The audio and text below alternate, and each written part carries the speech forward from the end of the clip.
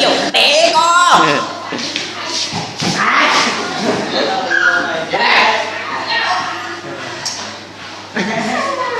Kiểu nó quay mà kiểu té bắt ao. Nếu mà kiểu hay lỗi kìa.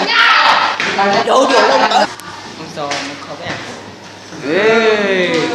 Anh cảm giác này ơi.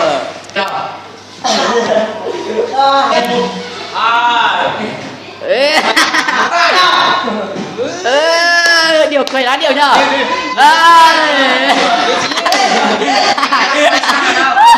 Em béo ơi, thì béo tôi rồi. Điều cắt ra.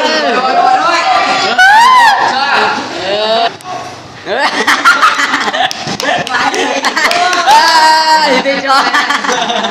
Đi cho. Đi cho à. Lên. Em tết đấy đi cho.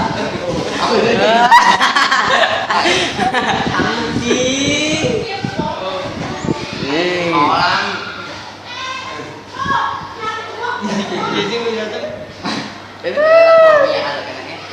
Đây không lên được rồi. Cái gì ơi, kiểu cắt thì ghê. Cái điều chỉnh rồi.